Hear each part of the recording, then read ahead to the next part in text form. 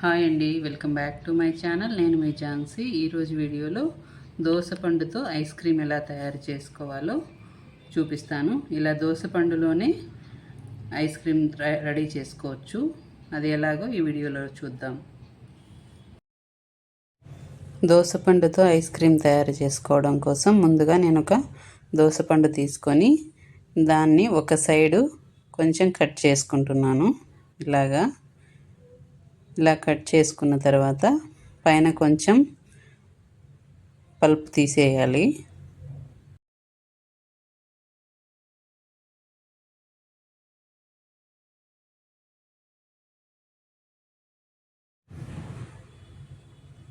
ఇలా తీసేసిన తర్వాత లోపల ఉన్న గింజలన్నింటినీ ఇలా ఒక కప్లోకి సపరేట్ చేసుకోవాలి. ఈ గింజలను నీట్గా క్లీన్ చేసుకొని ఎండబెట్టుకొని మనం తినచ్చు. అలాగే ఏదైనా స్వీట్స్లో కూడా వాడుకోవచ్చు.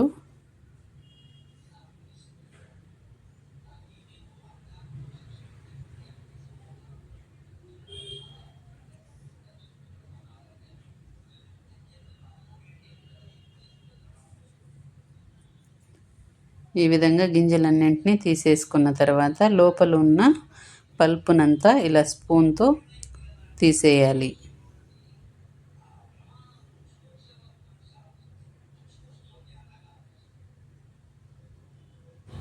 తర్వాత ఈ పల్పునంతటిని ఒక బౌల్లోకి సపరేట్ చేసుకోవాలి.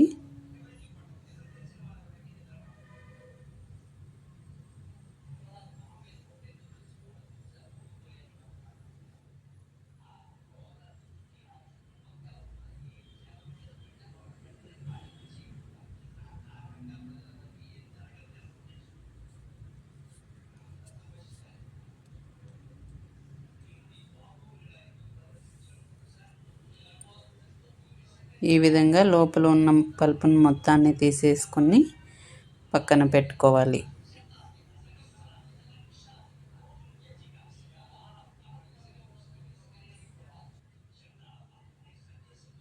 చూసారా, పండు లోపల ఏం లేకుండా మొత్తం తీసేసాను.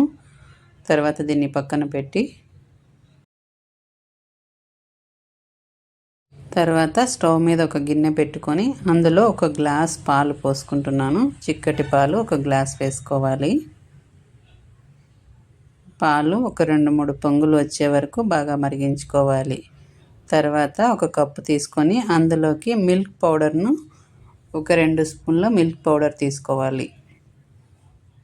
తర్వాత ఇందులో కూడా కొంచెం పాలు పోసుకొని కరిగించుకోవాలి. డైరెక్ట్గా పాలల్లో వేసిస్తే ఉండలు కట్టేస్తుంది. అందుకోసమని కొంచెం పాలు పోసుకొని ఉండలు లేకుండా కరిగించుకోవాలి.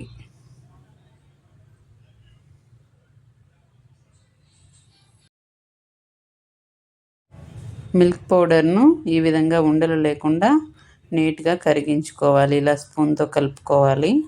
తర్వాత దీన్ని పక్కన పెట్టుకొని పాలు ఒక 2-3 పొంగులు వచ్చిన తర్వాత అందులో ఒక 4 స్పూన్ల చక్కెరను యాడ్ చేస్తున్నాను. చక్కెర యాడ్ చేసిన తర్వాత కూడా పాలు బాగా మరిగించుకొని చిక్కబడే వరకు మరిగించుకోవాలి.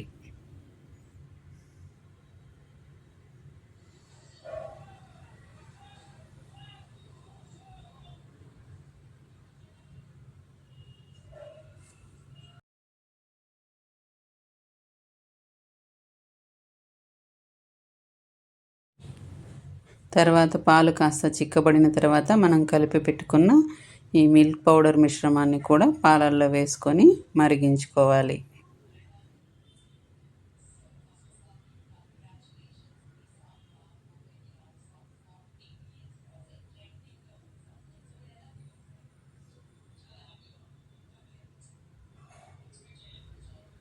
పాలు బాగా మరిగి ఇంకాస్త చిక్కపడే వరకు పాలను మరిగించుకొని స్టవ్ ఆపేసి పక్కన పెట్టి చల్లారనివ్వాలి.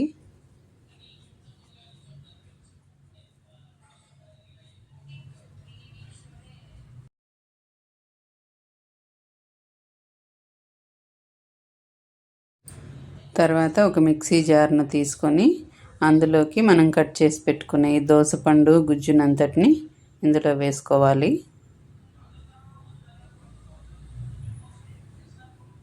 అలాగే మనం మరిగించి పెట్టుకున్న పాలను కూడా ఇందులో వేసుకోవాలి, మిక్సీ జార్లోకి వేసుకోవాలి.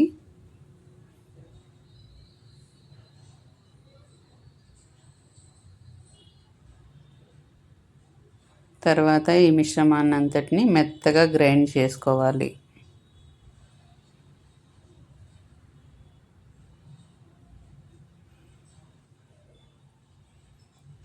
తర్వాత ఇలా మెత్తగా గ్రైండ్ చేసుకున్న తర్వాత దీన్ని మనం కట్ చేసి పెట్టుకున్న ఈ దోస పండులోకి వేసుకోవాలి.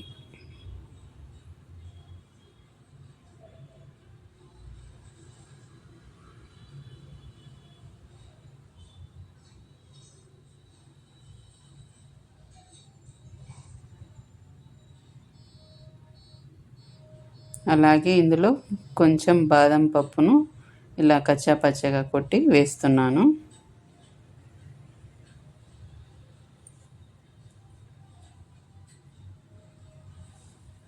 ఇలా వేసుకున్న తర్వాత స్పూన్తో ఒకసారి అంతా మిక్స్ అయ్యేలాగా కలుపుకొని మనం కట్ చేసి పెట్టుకున్నాం కదా దోసపండు, పైన ఉన్న ముక్కను కూడా దానిపైన పెట్టి డీప్ ఫ్రిడ్జ్లో ఓవర్ నైట్ ఉంచేసుకోవాలి, లేదా మినిమం 8 అవర్స్ పెట్టుకోవాలి. మిగిలి ఉన్న ఈ మిశ్రమాన్ని కూడా ఇలా మౌల్డ్స్లోకి వేసుకొని ఫ్రిడ్జ్లో పెట్టుకుంటున్నాను.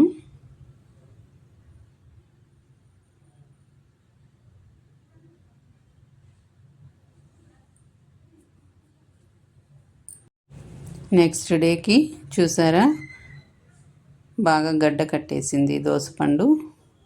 తర్వాత దీన్ని ముక్కలుగా కట్ చేసుకోవాలి. ఈ విధంగా తయారు చేసుకోవడం కోసం నైట్ ఇలా ప్రిపేర్ చేసి పెట్టుకుంటే నెక్స్ట్ డేకి అంతా ఇది బాగా రెడీ అయిపోతుంది. తర్వాత దీన్ని చిన్న చిన్న పీసెస్గా కట్ చేసుకోవాలి. ఇలా కట్ చేసేటప్పుడు నైఫ్ కాస్త గట్టిగా అనిపిస్తుంది కట్ చేయడం కోసం. అలాంటప్పుడు దీన్ని నైఫ్ని కొద్దిగా హీట్ చేసి కట్ చేస్తే ఈజీగా కట్ అయిపోతుంది.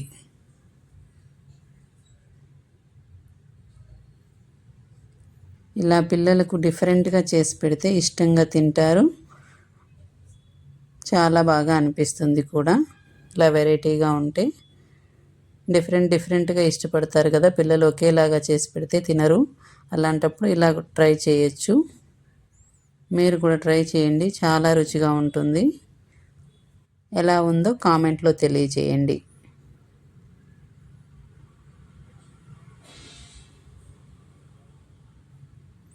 అలాగే మీరు ఫస్ట్ టైం నా వీడియోస్ చూస్తున్నట్లయితే please like, share and subscribe my channel. Please support my channel. Thank you.